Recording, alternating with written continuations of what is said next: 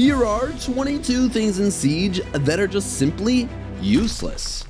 Let's head back into the archives and look at when console players had the option to turn on aim assist. However, you may be saying controllers never had aim assist in Siege though. And while you're technically right, this setting was only applied for players who were playing a game of Terrorist Hunt. It was never brought into multiplayer, and so it really just gave players a false sense of confidence when entering the real deal. And when I say the real deal, I mean ranked. But the past few years since the release of Rank 2.0 and Operation Solar Raid have shown that high rank really means nothing. What I mean by this is that a player's rank is more determined by how much they play rather than how much they win or lose. For example, a player can hit champion rank status yet will maintain a negative win-loss ratio through their entire journey there. If a player can't win more games than they lose, do they really deserve to be achieving the highest rank possible? And so when you see a person with a rank on their background card or charm, it's a useless factor to judge how good they really are. Another useless factor to judge someone is the reputation system. We first saw the system introduced in the beta phase alongside the release of Year 7 Season 4, and 1 year later came the full release in Operation Deep Freeze. However, during this 12-month period, we really saw no changes to the system, and things were definitely in need of fixing. If you were to accidentally destroy a teammate's gadget, or maybe you had one accidental team kill, where your teammate even forgave you, your reputation would more than likely drop. Or even sometimes you do absolutely nothing and it just goes down. With all these problems, reaching exemplary status felt more rare than obtaining champion rank. The reputation system had undergone a full rework in Operation Collision Point, and now it's even more confusing than ever, to where I feel like I need a PhD to understand how this new system actually works. Something that's a little easier to understand is the favoriting system in your locker.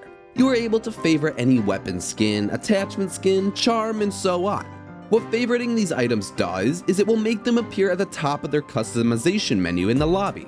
But when you go into a match and want to customize your weapon skin in operator pick phase, none of your favorites will show up at the top of the menu. So when time actually is against you to choose your cosmetic customization, the favoriting system is useless to you. And as mentioned earlier, attachment skins are one of the options you can favor. But equipping attachment skins on Kali's loadout is worthless. Well, specifically for her CSRX 300 rifle. If you go ahead and equip any attachment skin onto her sniper, you'll notice nothing changes. Not the magazine, not the scope, nothing. Also, what's even the point in giving the P226 secondary to Kali? She has a submachine gun with little to no recoil, and so why would anyone even think about grabbing the pistol instead? She has 3 secondary options, but it's not even a competition for which one's the best to choose. Thatcher is without a doubt a better option than secondary EMPs as well, and this is because he can continuously disable any gadgets. If a player uses a secondary EMP on a reinforced wall to disable one of Bandit's batteries, and Ace uses his Selma to open up the wall, a second EMP cannot be used to continue to render the battery inoperative. And so, the Selma cannot detonate fast enough to where both parts of it are able to open the wall. Why does this not work? I don't know. Speaking of Bandit's car batteries, a really well hidden, but still pointless thing to know, is that there is a little square light on top of his shockwire that will be lit white while in the process of placing the gadget down. This light will turn to the color respective to your team's color once placed. A fine detail that I still appreciate though. What I don't appreciate though is defenders not being detected outside when they practically are. As a defender, you can walk up to a doorway, be able to fully look out to the left or right, and still not get detected. This also makes it much easier for the player to remove gadgets that are meant to keep them inside, such as air jabs or claymores. Therefore, that's why the 3-second timer countdown for being outside can be, well, useless. When you are outside though, you will be marked similar to how Grims' nano bees will mark you. I'm sure you're familiar with how his hive launcher works, but if not, he can fire a canister out of his gadget and then that canister will break, releasing a swarm of bots that reveal the enemy. However, if his canister happens to land within the radius of a signal disruptor, the nano bees will not release and instead, the canister just lies there. You are able to shoot the canister though and break it, but there's literally no point, because once that signal disruptor disappears, the bees will be released like normal. And did you know that Grim is classified as a frontline operator according to Siege? If you didn't know, you can filter your operators in the menu to show you who's classified as Trapper, Intel, Anti-Gadget, Support, and so on. The problem is, these operators aren't labeled very well. Like I mentioned, Grim is seen as a frontline operator, but he can also be Intel considering his gadget literally marks the opponents. He could also be considered a map control operator since he's able to push enemies out of their position. A lot of these descriptions do not fit the operator's true potential, and so this feature is meaningless. Also, I don't know about you, but I have never once used this feature. What I do see a lot of people using though is the new Blackbeard rework. One thing I have picked up on is that not a lot of players use him for his gadget's special ability, just his sliding bulletproof window, and there may be a good reason for that. Castle is the #1 operator that Blackbeard is most effective against when it comes to his gadget because he can break armor panels in one hit, unless they are placed on windows. Yeah, his gadget does nothing against them even though they are right in front of his base. And while Blackbeard receives a lot of attention, Alibi is someone who is not recognized as frequently.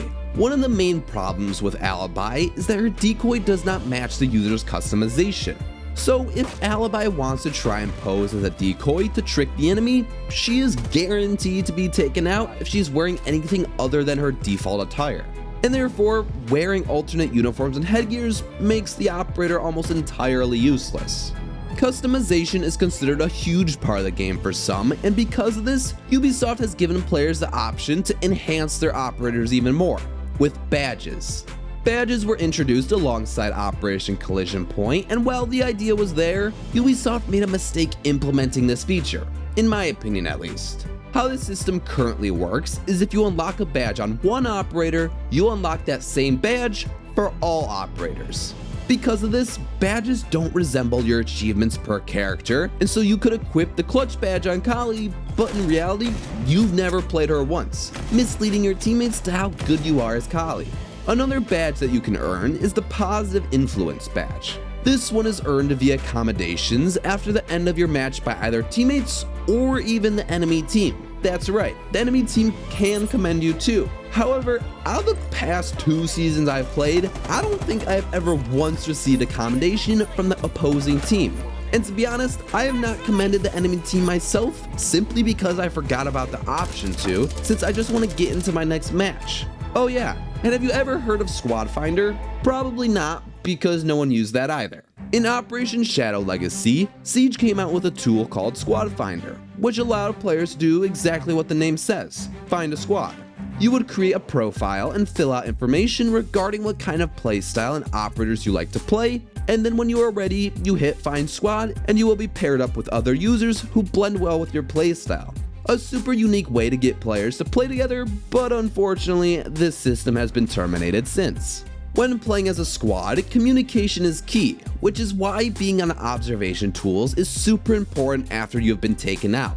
On whatever camera you may be on, you are able to both yellow ping and red ping enemies. However, ever since yellow pinging has been made available to observation tools, red pinging almost feels unneeded now. Yes, red pinging can be more accurate than the other, but it isn't always possible to scan an opponent depending on the camera's position, and yellow pinging doesn't alert the enemy like red scans do. So what's the point of the red mark other than to annoy the absolute crap out of the enemy with the words "you've been spotted" plastered onto their screen? People being toxic in text chat can also be annoying. You're just trying to enjoy playing the game and then you get some negative Nancy who pops into the chat yelling at the whole team about how bad they are. But thankfully on console, we don't have that problem because, well, nobody has the time to go and type out a message with a controller. And as just mentioned, toxicity is a huge problem in Siege. From team killing to toxic people in voice chat, there is no escape from bad teammates.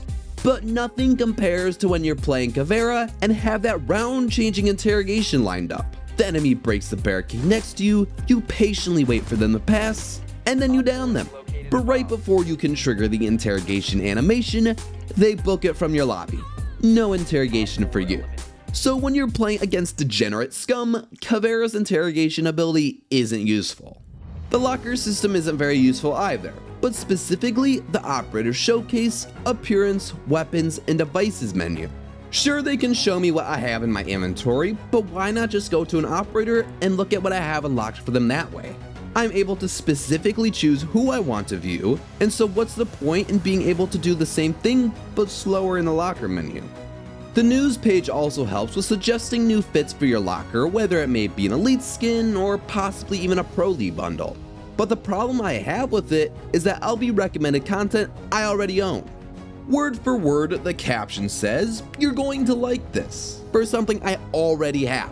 Makes no sense. The last thing I have for today that has deemed itself pointless comes from a while back, and that is the Nitro Cell rooms from Terrorist Hunt. If you joined Siege after Ubisoft had removed Terrorist Hunt from the game, Nitro Cell rooms were basically rooms filled with 20 plus Nitro Cells. If you walked in there by accident, you would be greeted with the Find New Match button in the menu. Anyways, while there are plenty of really cool features implemented into Siege, these were a few I found to simply be useless.